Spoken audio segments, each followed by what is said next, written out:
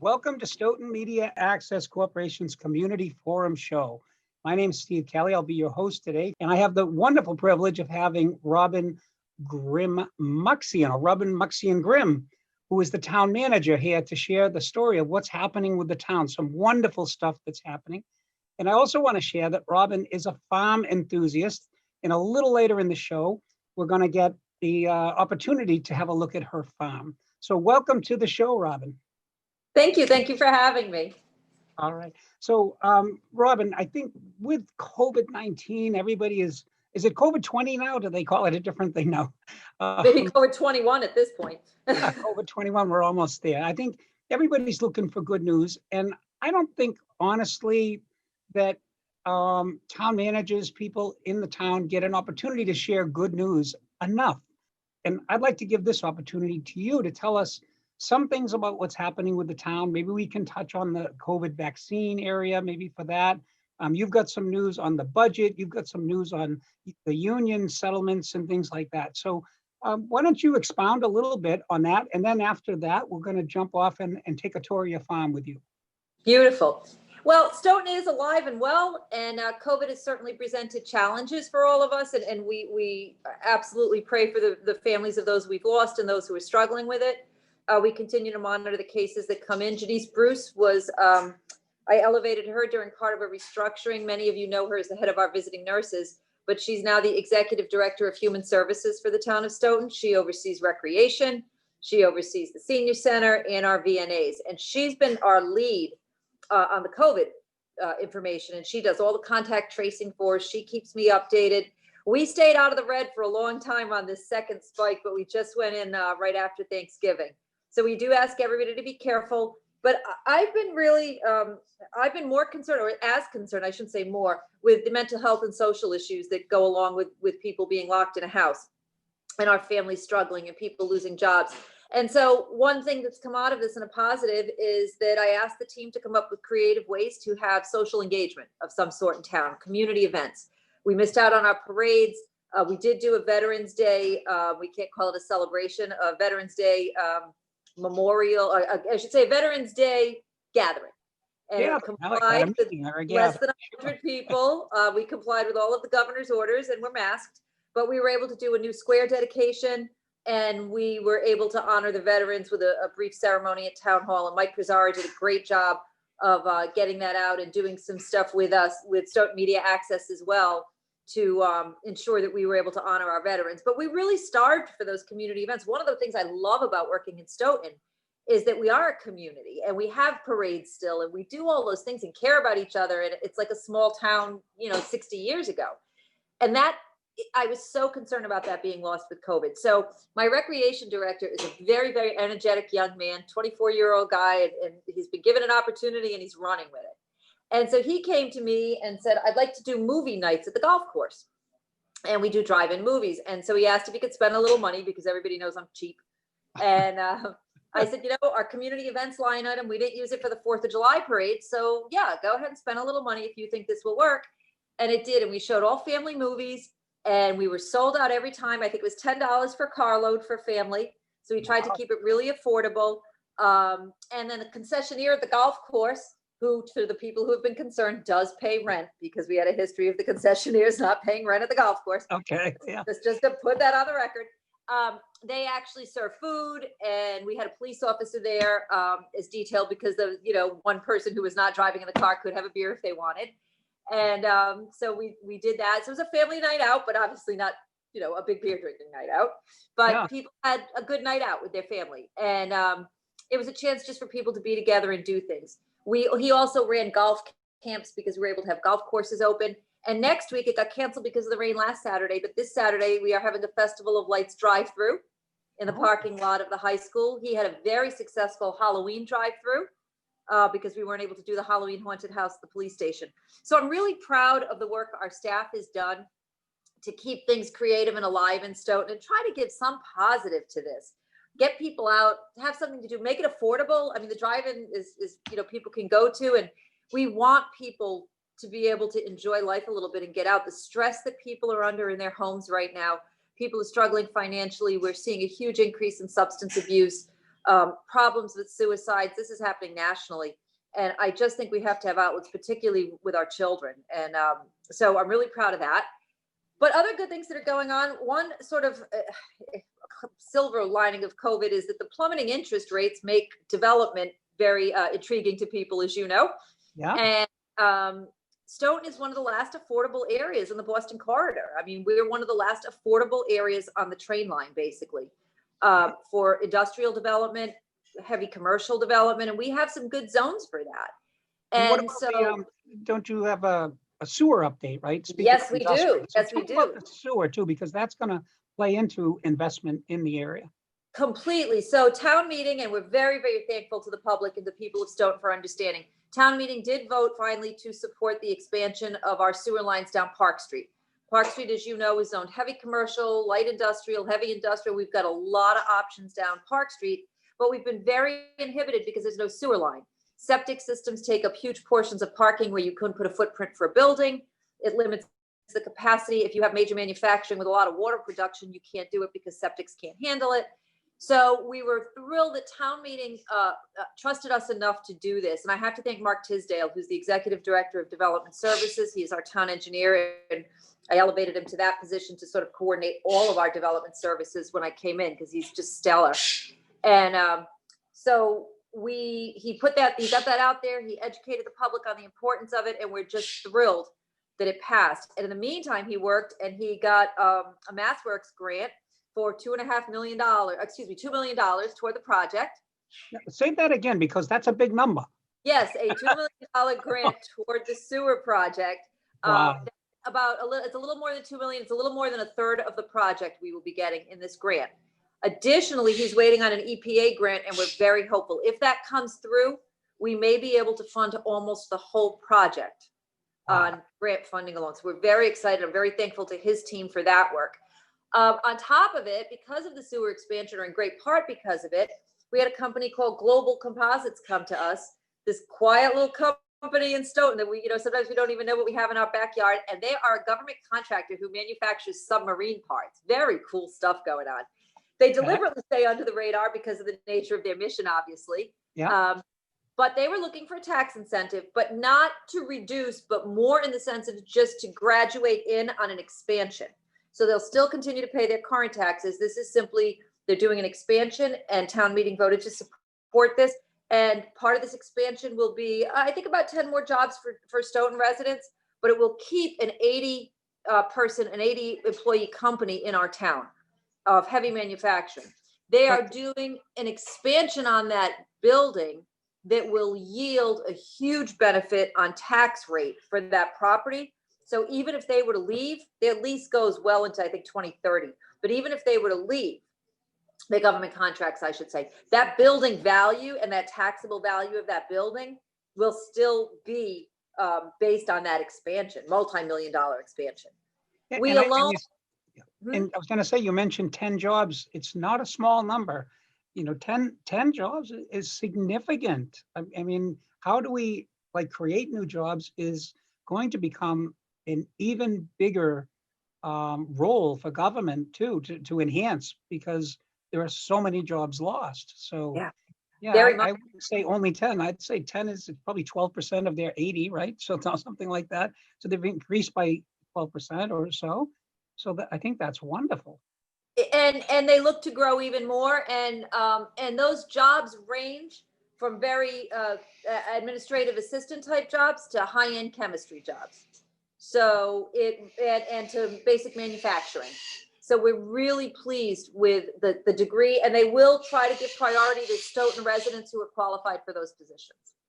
Right. Bring us back again to what can be done Saturday. We have a drive-through thing at the high school, did you say? Yep, I recommend people go to the recreation website for details, and at 4:30, it's basically going to be displays that are set up in the high school, Christmas light, holiday light displays. It's dark around 4:30, so that and people can see the lights.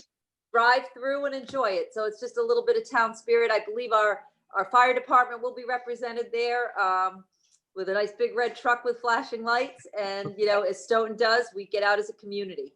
All right, so it's a mini La Salette right here in Stoughton at 4:30. Stoughton's version of La Salette. But But okay, with amazing. displays put up by public, people could ask to come do it. They could sign up to do a display. There was a deadline for that, but they will set up, so people can set up. Town departments. Unfortunately, our DPW was going to do a big display, but they had to repurpose their trucks for snow plowing this week. So Yeah, we're so all DPW will not be able to do what they normally do for us, but it's townwide. People could come and do, businesses could set up displays, really just all community based. It's just the beauty of this town. right. Let's talk a little bit about the work that you've been doing with the unions to sort of restructure the agreements that I don't think generally the people in my small world can appreciate how important it is to the budget that we control the expansion of the union benefits. And when you say control them, I don't want to make it seem like the big hand of government, but rather the idea that we have to be sustainable for our children going forward. The only way to do that is to have sustainable budgets. So tell me a little bit with that kind of in mind, tell me a little bit about how you've been able to enhance the budget process. So I very much enjoy labor relations. I always have, and I actually come from a family. I'm the first like management person in my family, and I've never been anything but management. And I come from a labor family on the other side. My dad led faculty negotiations when he was a college professor for years. My mom's brother was in labor in Washington, D.C. So it's funny because I do come from a labor family, but I think it gives me a different perspective and a broad perspective on what it is that labor really needs and wants. And I try to get across what management really needs and wants. And ultimately, we should both walk away from the table happy, but not too happy. Because if any side if too both happy, people are a little unhappy, it's good. exactly. It's a give and take. So and by the way, let me interrupt. I think we're all hearing your parrots in the background. Is that true? The birds. Yeah, that's good. No, just so people aren't like bothered by it. It's like you have a beautiful farm, and maybe this is a time where we could. We'll come back to the union a little bit, the union table, but you agreed to take us on your computer out to the farm and have a look. So maybe you can give us a guided tour. I think it'll be fun. Well, so we'll go on a guided tour. So this is coming off my back deck of my house. And I don't know if you can see, but this is what I look out to. And this is in Harrisville, Rhode Island? Harrisville, Rhode Island, right up in the northwest corner. I actually can walk to Douglas, Mass. If I walk my dogs, I walk right up to Douglas. Okay. So you have a beautiful 8-acre farm. I've seen some pictures, and I think maybe Roy will have an opportunity to put those in. But right now, let's stick with you. Oh, and here's my husband working on the tractor now, getting the farm ready. Can you see my husband? There he is. Pushed into service. All right. So that's Kevin getting everything ready for the.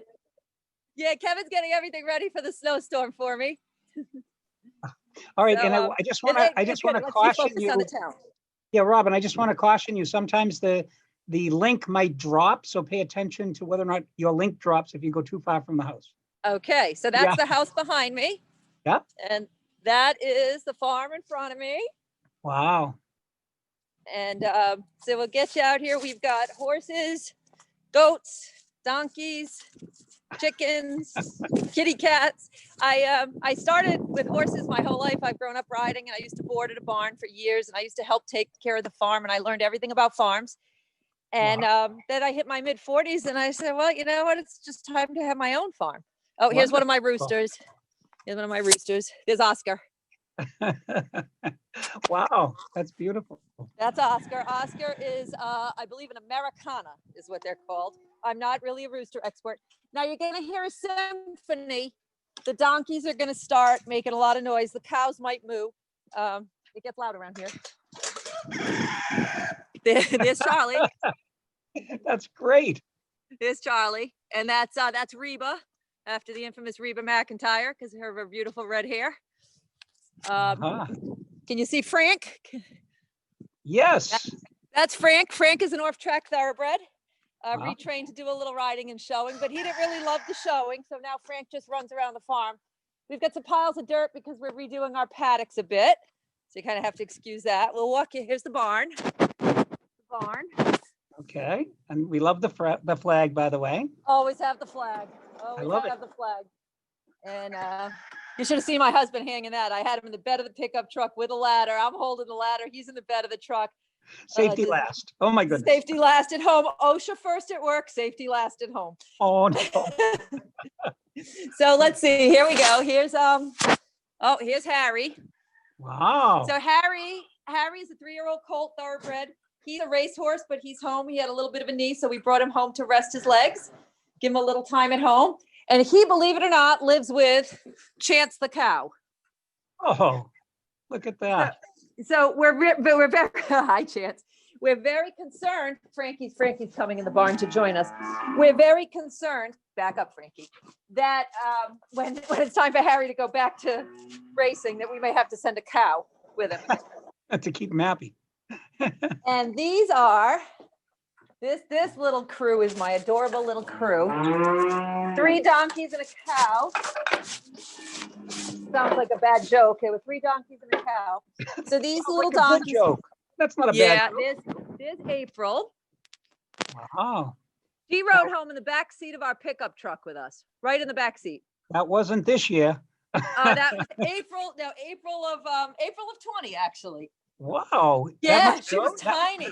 She was 6 days old. So here they are. Can you see them all? Wow. And then there's Nacho. Wow. So what I will tell you about all 4 of these animals are rescues. They were all slated to go to the slaughterhouse. Wow. So they were all rescued. The cow I rescued directly from a farm out in Pennsylvania. But the donkeys had been picked up by rescue organizations, and then they looked to place them. And we just got the 2 little ones, Jack and John, about 2 months ago. And Nacho, my big guy out there, I've had for about 7 years, 6.5 years, and he is just the best. He raises all these babies. Whenever I bring a baby in, he raises them. Wow. Let me see if I can get you a better view. Trains them. Huh? Yeah, so I know I flipped the camera on you, but That's there's our cow.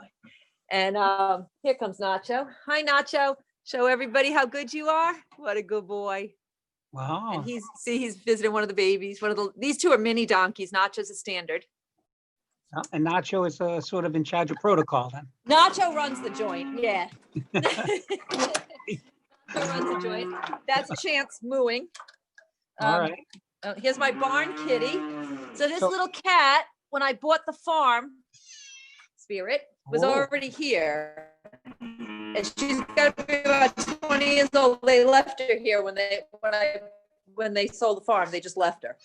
Wow. And so she's still here. We figure from what they had told me when I talked. George is my husband's horse, but George is a retired standard bred racer. Wow. And he actually belonged to my veterinarian, and she was looking to place him. And I said, sure, I'll take him. He was very successful. And this is Leo. So Leo I just got Leo. Leo's an off-track thoroughbred. Say hi, Leo. What does that mean, off-track thoroughbred? That means a former racehorse. They were former racehorse. Former, okay. And so I just have been working, Leo, we've been working with him and getting him to turn him into a show horse. And I started showing him about 2 months ago. And he's had some good success. He's coming along. Has he got a couple of ribbons yet? He's got some ribbons. I'll show you. They're on his door. He's got some ribbons. Nice. And I'm very much hoping to start jumping him a little bit. I haven't jumped competitively. I haven't shown over fences competitively in a few years. So I'm a little older than I used to be. So there are Leo's ribbons. See Leo's ribbons. Oh, wow. Very nice. Yeah. So that's the crew. And we'll take you for a little walk of the property if you'd like to see it. Yeah. Just so I've got Frank. Keep an eye on the monitor, so if you lose us, you come back toward the house. That's all. Yep. Yeah, I'll just go show it. Well, I have you at my mobile hotspot on my phone, so hopefully my connection stays pretty good. So I am really blessed because this farm was abuts a conservation district behind me. Nice. And so nobody can build behind. And I have a riding ring. I can ride here. So this is where I ride and train and all that good stuff. This land was originally inhabited by a group called the Nipmuc Indians. And NIPMUC. And they lived here on this land, literally on this land. And they were a nomadic tribe. They were a very peaceful tribe, and they had absolutely no village boundaries. They just roamed up and down. And if you're familiar with 146, you have like the Chocolog River, and this is all in that Blackstone corridor. Mhm. And the Nipmunks lived up and down the Chocolog. And in the back of my property, there's a brook. And they used to live all along that brook. And sadly, the story goes that the Narragansett Indians joined with the colonists and actually came up and killed off all the Nipmunk right here on this property, in these areas, right along this road. They took over all this property. And it's, but there was just such a peaceful tribe. But it was interesting because it was partially, the Narragansett Indians who came up this way and did that. So it's really, I feel very blessed. I feel like I'm a keeper of sort of a somber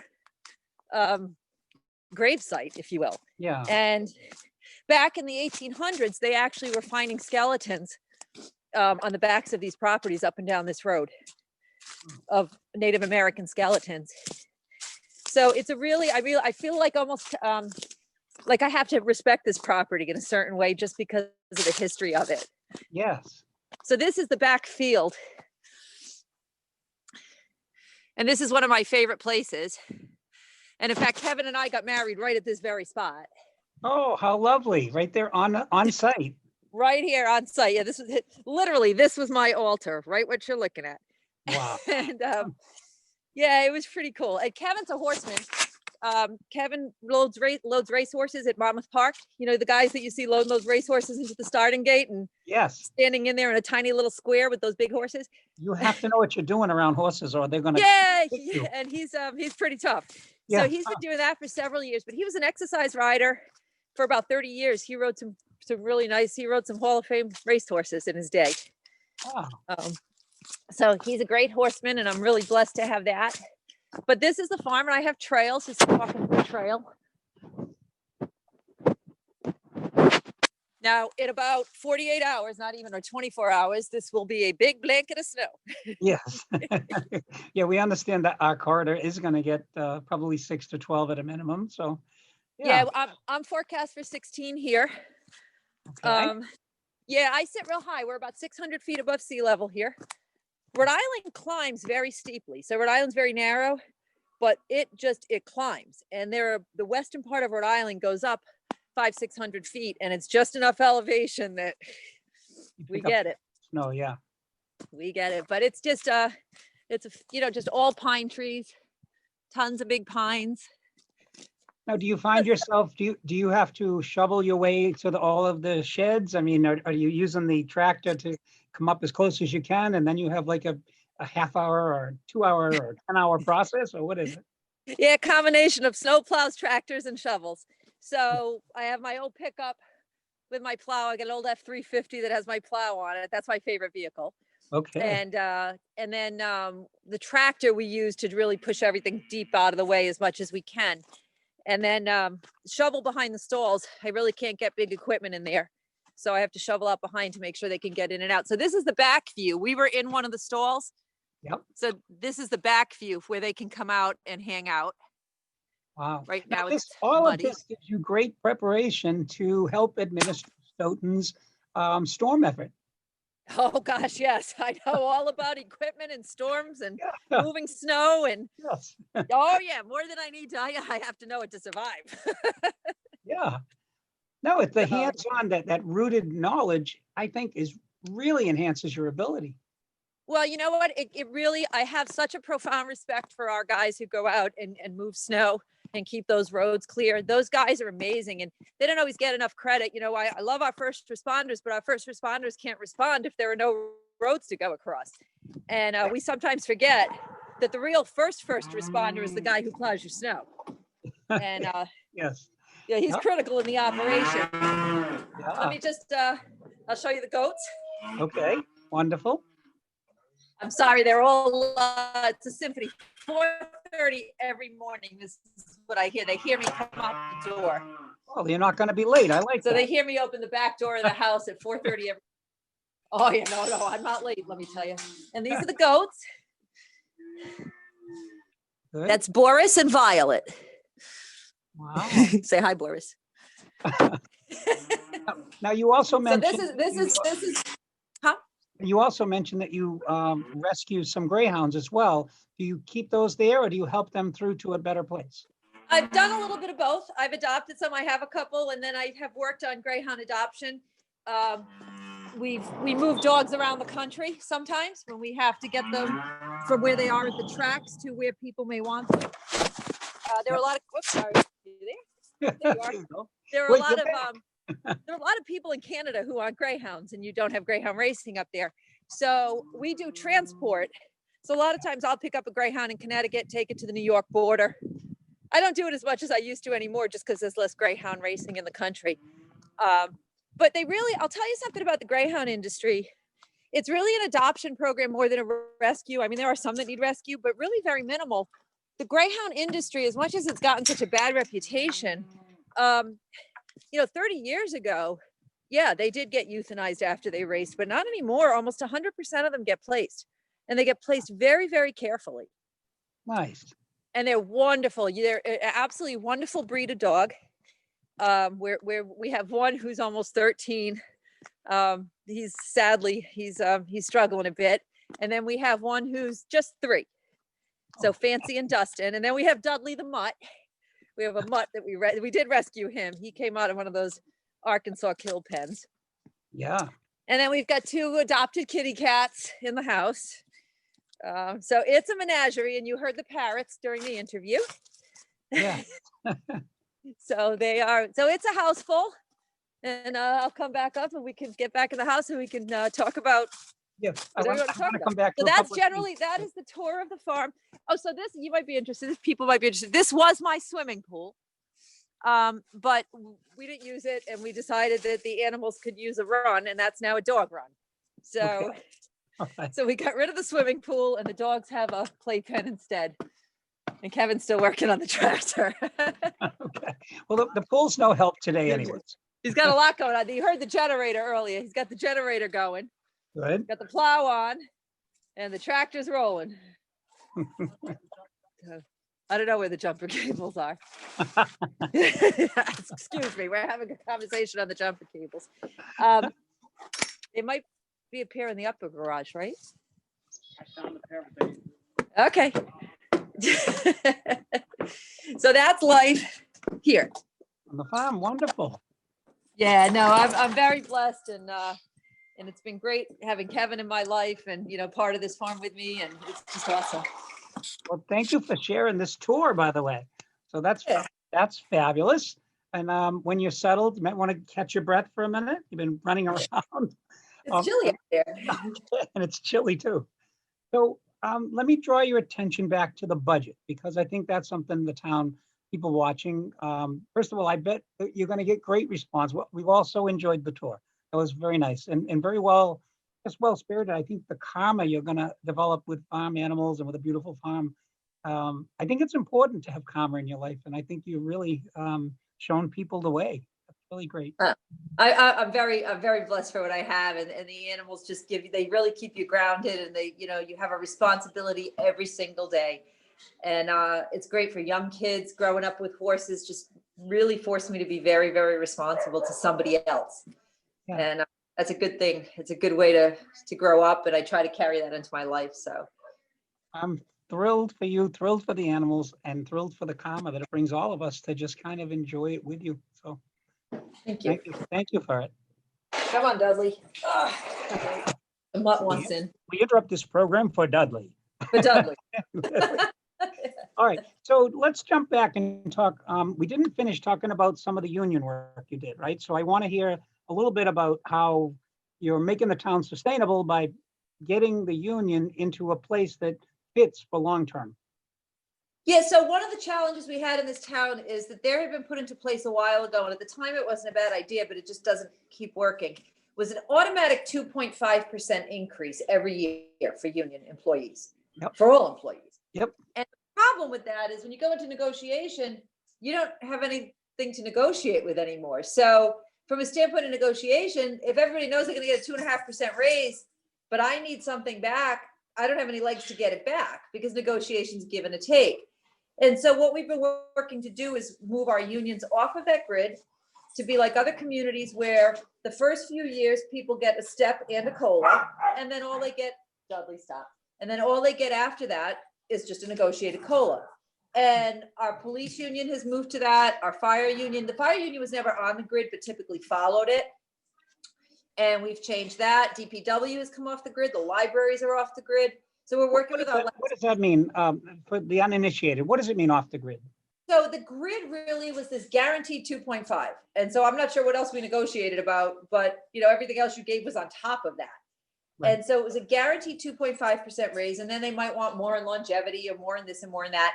And really, it's just not sustainable because it's an automatic 25% over 10 years. And in some cases, the old library system had people getting 40 some odd % in their first 15 years of work. Yeah. And that's just not sustainable. So now let me just steer you over to what happened in Central Falls in Rhode Island, right? Does that enhance how you think about it? Like I'm aware that they went belly up. They went bankrupt. They went bankrupt. So yeah. I think that this knowledge that the towns are not banks, the towns may in fact have to, or do in fact have to live within their means. Absolutely. And Rhode Island, coming out of Rhode Island, we had many communities that were either in, near bankruptcy, borderline. When I worked in Cranston, the bond rating had dropped to junk bonds, just one notch above junk bond status when I went into Cranston the first time. Yep. And we got it back to where it was top end bond ratings, we're talking AA's bond ratings. And so, it is absolutely always in the back of your mind. And now we're in a position where we have a step classification system where the first few years somebody comes on board, they get a little bigger raise, they'll get a step plus the COLA. And then all anybody gets after that is the cost of living adjustment. And this year, most of those are 1.75, 1.52 years past. And when things were good, unions got 2.5% and 3%. We can't do that right now. We're just not in that position. So, we've worked with these unions, and I have to say, one of the concerns, one of the contracts I'm really pleased with is our police department, our patrol officers. So they were, on the most part, significantly lower than surrounding communities. And rightfully so, they wanted to be made whole. The problem is, how do I make them whole and not kill our budget? Right. And so we worked with them and we, over a period of time, increased the raises. By the way, we are getting rid of longevity. We've rolled it into the base. They benefit a little bit from that because it benefits them on their overtime numbers a little bit, but we benefit because it's a very clean way of it's all in the base. It's not a separate end of negotiation. It's not a separate give that we have to do. It's cleaner for paperwork. So we rolled that all in, we calculated all that in, but even when we did, they were lower than surroundings. And so we set up a wage increase over 4 years, a 1 year and a 3 year, that was fair to get them up. But I said, guys, I can get your wages up, but I need something back. I can't just pay out all this money. Yeah. And they were willing to give back. They got 15 minutes of overtime every day before roll call to come in for roll call. And they were willing to give that overtime back. They'll get compensatory time, but they can only use that if it doesn't trip overtime. Right. And it came out to about $125,000 a year in savings for us. So that's just an example of the give and take of negotiation. If we had a 2.5 automatic, I would have never gotten $125,000 back because they wouldn't have had to give anything. Right. So it's a give and take, and we shook hands and we had a good deal, and we have a 3-year contract, a 1 year and a 3 year, and the cost of the town is minimal, yet our police officers are going to be paid fairly. Because part of the challenge of labor relations is you need a positive labor force. I need cops to want to come to work during a pandemic. So, and they have. By the way, that brings to mind, I'll let you have a chance at this, and probably, I don't know how far out you can go with something like this, but this whole notion of defund the police, I feel it's very unsustainable. And maybe you don't want to get too far into that, but I will go out on the line and say, look, you need law and order first. Without law and order, we have nothing in society. So what would you add to that, or do you want to pass on it and move to something? Yeah, I'm happy to talk about it. I'm really proud of the work that our police department does. Accountability is important in all departments. Obviously in departments that touch the public as much as the police department does, they interface and interact. We have some great police officers. We have huge community involvement. The chief is a supporter of a community-based police department. She herself grew up in the town. So by far, the vast majority of our police officers are passionate and committed to the town of Stoughton. And I think that's why there's a relationship with the police that hasn't led to that push for a defund. I'm certainly not a supporter of reducing what we have out there for law and order. I do understand a lot of communities are trying to sort of replace it with more socially based interaction. But our police officers work well in domestic situations. They are engaged on community and social issues. It doesn't have to be two separate people doing that. You can have law enforcement officers who also, and many of them are very well trained in psychology and sociology and get training in mental health issues. And we encourage that and support that. I don't think it has to be two separate people. I don't necessarily have to have a social worker and a police officer. I can have a police officer who is compassionate and caring and concerned, but also can, hold it to the line if somebody's committing a crime and protect another citizen. And that's critical. So I'm very comfortable with where our police department is at now. Are there issues? Sure, there always are. And then we just hold people accountable. And if somebody crosses a line, then they get punished. And that's all there is. Important to get consequences through because your whole life is dependent on consequences. So pretending you're not going to get any is just not effective. Right. And we do hold, and I will say, I do hold police officers probably to a higher standard. And I think they should be. And most police officers I know are proud of that they're held to a higher standard. Yeah. They are a huge, not only are they the face of the town, but they're who you call when you're in trouble. They're who you call when you need help. And I expect that they will always be at their best. And I would say 99% of the time they are. Wonderful. So let me give you a chance to give somebody else a 3-point primer on what you've learned about Stoughton. So what are the 3 things that you've learned or would share with someone about Stoughton? And you just have that with an open shot. Oh, that's fun. Because I'll tell you, when I applied in Stoughton, I was supposed to go for an interview right after I got the nod from the board, the call that I was selected. That weekend, I was supposed to go to an interview for a town in Rhode Island, and I canceled that interview and said, nope, I'm sticking with this one. And somebody said to me locally, so in Rhode Island, somebody said, Stoughton, why are you going to go to that town? And so I say the primary thing I've learned is that it is not like the armpit of the Boston corridor. And it's sadly, it's just got such a bad image that it needs to shake. And it's done a good job of it through the years. And look, there's been some history in the town and we all know it. But what I have learned about Stoughton is that it is a tremendously warm and receptive community to each other, to me. It's everything this country should be about. It's a working to middle class community. People go to work and work hard every day. They help their neighbors. They care about their town. They care about their government. They're engaged in civics. That's a huge thing that I've learned about Stoughton. I've also learned that Stoughton, I always say Stoughton are like, the people of Stoughton are like Red Sox fans. The town of Stoughton is like a Red Sox fan. My mother, when she is a huge Sox fan, when she watches the Sox, the first time somebody has a strike, they're going to lose. And then when they win, you're like, oh, they won. So I sometimes think the people of Stoughton are in that Red Sox mindset, like, oh my God, it's Stoughton, it's never going to happen. It's never going to go right. It's never going to go right. And then when it goes right, we have this like, oh my gosh, it did. So I think we're kind of like Red Sox fans. That's the second thing I've learned. Yep. And I think the third thing I've learned is that there's also a commitment to open space and conservation in a community that when you first drive through doesn't appear that it would. Stoughton looks like it's just more of a sort of a suburban urban, and yet there's still an appreciation for the beauty of open space and the conservation in appropriate areas. And the town has done a really good job of that. That's one thing the town has really done a good job of. But so I'd say those are 3 of the things that I've really learned. But I love the people of the town and I love the passion. In where I come out of in Rhode Island, you have people who are very active in their government, very active politically and very active in their government. What I do like is that on the local level, the politics are not party politics in Stoughton. I'm used to the more party politics in Rhode Island, and it's very debilitating. It absolutely puts battles in where we don't need battles.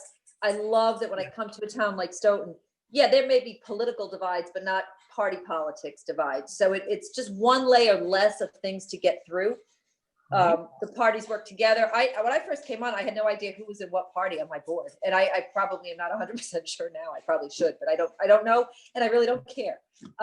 Yeah. My job is not to care. But if you work in communities in Rhode Island and you're a town manager, you know very well who's in what party, and you have that in the back of your head, and you have to tread lightly and carefully. This lets me just do my job. And it's a really, really kind of neat part about how this town runs. So I want to just compliment you on how well the command you seem to have on all of the parts of Stoughton. So that's just wonderful to see, especially when you have this focal point on the town. Talk to us a little bit about your agenda going forward. Like, what do you see 2021 and 22? Where are you taking us? Downtown. Malcolm Parsons is ready to roll, the infamous hole in the ground. Yes. It will, I believe we're hoping possibly for final approval and planning in January. Depending on how heavy the winter is, we might have a foundation before spring, depending on what comes with the next few months. But we're looking at spring for construction, and that's really exciting. And that's going to be an anchor for downtown redevelopment. I think we will see people start to see Stoughton as the positive community that it is when we get that kind of redevelopment. When we see that building go up after years of not. That's downtown is a key focus for me. Continued work on our town structure and government. We've restructured some of our departments for efficiencies. I think we're almost there, but I'd like to work on that a little bit more. And then really broadening the tax base along that industrial corridor where the Park Street sewer is going. All right. One thing that we haven't done, you've done an amazing job with this interview, by the way. I think you've touched on a lot of things, but something that's near and dear to our viewers is about schools, because many people have become teachers at home, and I've heard real concerns about why are we paying teachers if we're doing all the work. So that, I'm not saying that's a view that is right, but I've heard a lot of it. So maybe you could just touch on like what steps to play for Stoughton, maybe to remedy that kind of fear that, or what is the school department doing to combat, or not even to combat. I'm just trying to think of the right frame to suggest that in my view, there's so much work that needs to be done for a arm of the government that is a significant portion of the budget, and it's in disarray, not because Stoughton is, but because the whole country is. That's a tough one. I will say Dr. Marcus is I can say absolutely committed to the students. He's a great superintendent. He and I talk. We have a good working relationship. That does not always happen with town managers and superintendents. We do have our differences. There's no question, though. I mean, and usually it's over money. That's not anything I'm hiding from anybody or anything I'm telling anybody they don't know. And candor is a good weapon, by the way. Yeah, candor is good. And but I give him credit because he really was committed to try to having some in-school education despite COVID. They've made an effort to have students in school as much as they can. I think it's every other day. I'm not sure what the protocol is. But, I don't want to speak too much for Dr. Marcus, but he and I have had conversations on the importance, particularly for elementary kids, of the social interaction. The other concern I have, we saw this National Grid shut down some power to work on an area in town. And one of the things with kids we're learning at home, boom, they lose their iPads when their internet goes down, and they lose their Chromebooks. And these are just the weird challenges that nobody thought about. But it is a tough question on the schools. And, it's very hard for me because we're not privy to the intricacies of their budget. They basically present a whole budget as is, and we get the line items and whatnot, and I can ask questions, certainly. But the state is very clear, the Commonwealth is very clear that schools are their own spending entity in the sense of how they choose to expend that. They're one department. It's like me within one department, I can shift money around, but I can't shift it between departments. Right. Well, they're one department and they can move money around as they need to. So it's a little harder animal to get a handle on. And I know, they face challenges with their labor contracts. And labor is the biggest driver. I do think schools nationwide are going to have to assess how they do staffing if they're going to continue with remote. I'm very hopeful I live with, try to be with a positive mindset. We'll all be back together soon. Okay. And school will be normal again. The federal government has certainly helped with the CARES money. We got 2.5 million in town in CARES money. We gave 1.5 of it to the schools. And they use that to buy Chromebooks and whatnot, technology for the kids and PPEs and things like that. So we did try to help out on that end when the money came into town to help them with that, to do this as best as they could. But I think Doc is probably pretty committed to trying to get those kids back in. And he has been trying right along. But it's a tough question for parents. You know, you're paying taxes for schools and your kids are home. Now, there are teachers on the other end of it, but there's certainly far more of a burden on the parent. There's no question. Yeah. So we'll be closing the interview pretty soon. Do you have any so what could a homeowner in town, a business in town help? How could we help you out? And maybe also finish out on the idea of vaccines, because I know that's really important. Do you know anything more on how the average person would get a vaccine? Is it too early for that? Because I know that they're going to hospitals with it now and first line workers. So maybe something on that. And then Yes, just the final.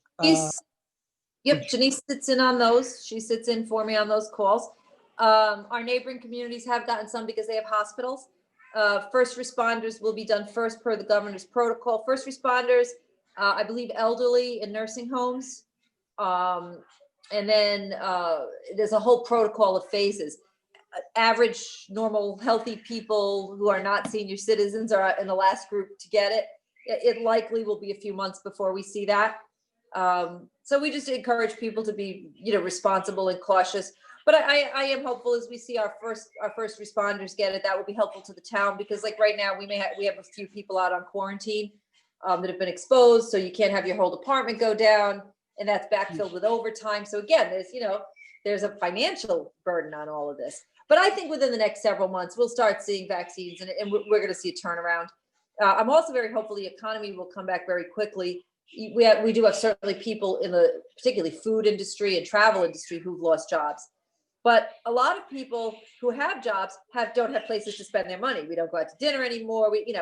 So I'm very hopeful that once that happens, once things open up, people are going to be so eager to get out that we're going to see a boom. I also think that we touched on this before from investment purposes. We've got some big projects going on right now downtown that we're hoping will be coming online. They're in the very early phases. You know about some of them. Yep. And we're really excited about that. So I do think 23 may be a very positive year for us for taxes, for tax growth, things that come online in 22. So my message to developers out there is come look at Stoughton. It's a good town. And we'll work with you. I think that's a very positive message, a great way to end our show. I'd like to take a minute to thank your husband for being in the background helping us.